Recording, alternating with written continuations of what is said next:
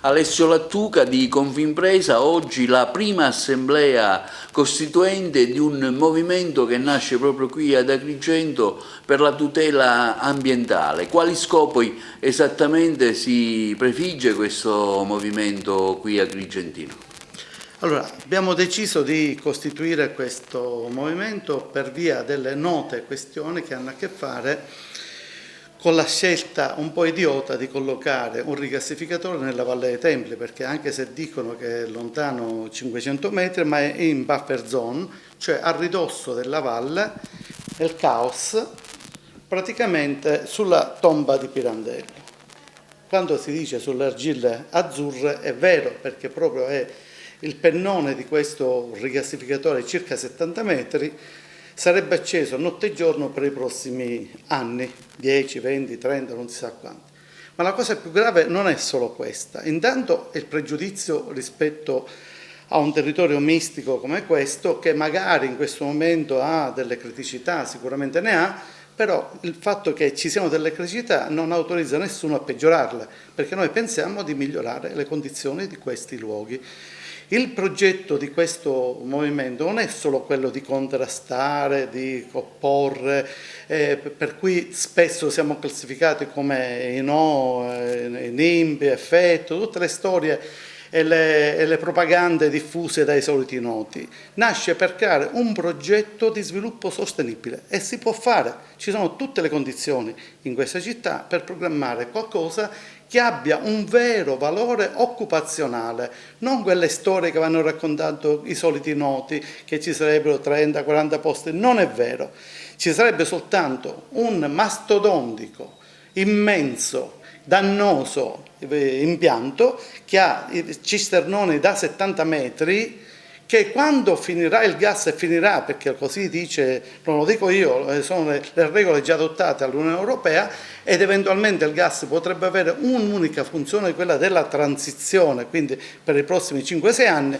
atteso che ci vogliono 5 anni per costruirlo, ma atteso che gli diano le autorizzazioni, sono tutte scadute. Il signor Starace, con la sua verve, diciamo, apodittica... Ricordiamo chi è Starace. Starace è l'amministratore delegato di Enel, con la sua assertività, che noi non gradiamo per nulla perché siamo stanchi degli autocrati, ha dichiarato che è stato in Naffitalina. Non è vero, non è stato in Naffitalina, è stato bocciato dagli agrigentini, è stato bocciato dal Consiglio Comunale di Agrigento, è stato bocciato dal Consiglio Provinciale. Hanno fatto tutti gli imbrogli possibili e immaginabili perché non hanno tenuto della bocciatura della Capitaneria di Porto, che ha stabilito col nulla osta che ha rilasciato 27 prescrizioni,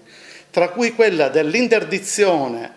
ai rigassificatori quando c'è la nave per Lampedusa e da Lampedusa, quindi ogni giorno. Cioè, quindi non l'hanno messo artatamente, omettendo, diciamo, il nulla osta della Capitaneria, ma soprattutto ove ripetessero, cosa da folli, la richiesta di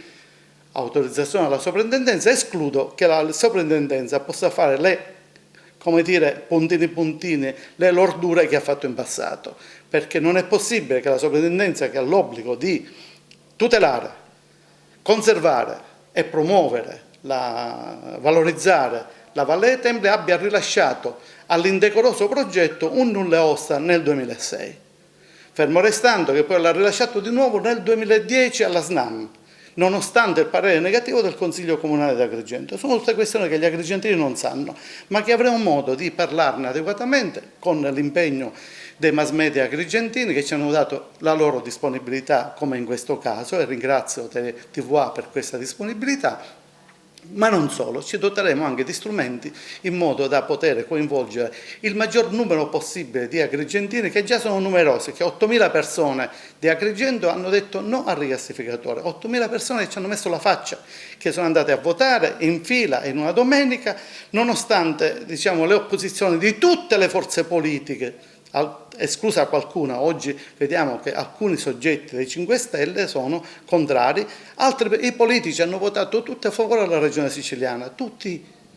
Il sindaco di Agrigento attuale, devo dirgli grazie perché ha fatto l'opposizione e continuerà a farla, perché c'è un'altra situazione incombente. La SNAM nonostante la Regione siciliana non abbia rinnovato l'autorizzazione come opera di pubblica utilità che gli consentiva di espropriare i terreni nella valle, quelli in cui dovrebbe passare un cisternone da 2 metri di diametro, quindi dovrebbero scavare in mezzo ai resti archeologici 3 metri per interrare un gasdotto, un metanodotto del diametro di 2 metri. La Regione siciliana non ha rinnovato l'autorizzazione come opera pubblica, nonostante questo la SNAM ha chiesto alla Prefettura d'Agrigento l'autorizzazione